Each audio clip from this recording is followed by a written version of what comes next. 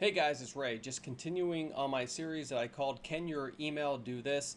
In this series, we're going to go over the marketing part of the COMF5 product, which I think you'll be impressed by. So let me go ahead and open that up for you.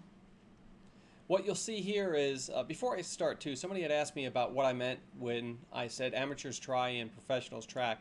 Basically, all I meant by that is you need to start establishing your tracking mechanisms. So even when I send out a video email, I get confirmation that they watched it.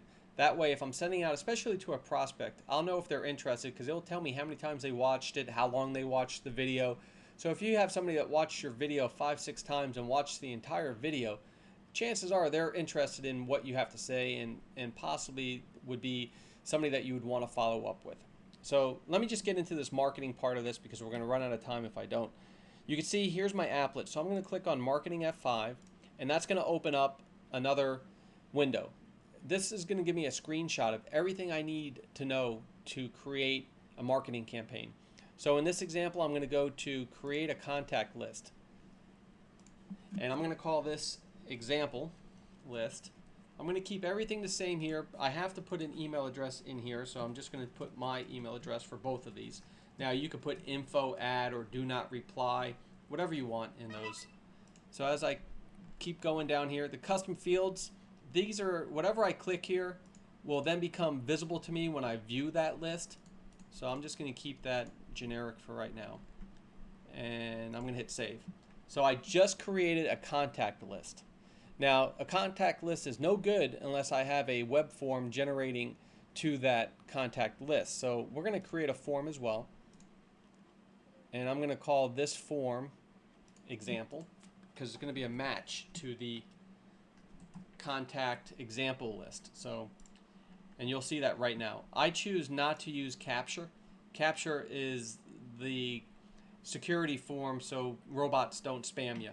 But you know, I don't personally have a problem with that. Maybe one day I will and I'll start using it, but for right now, I even have a tough time figuring out what some of those characters are, so I tend to stay away from it.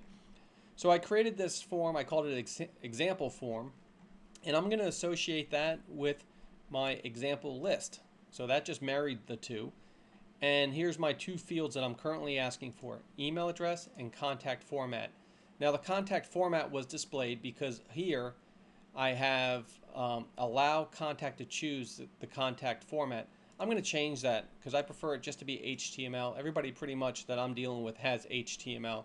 So when I change that, you could see there that the only thing now that it's asking for is the email address. And I could easily change that to be your first name, your last name, and all those other things, just like aweber does.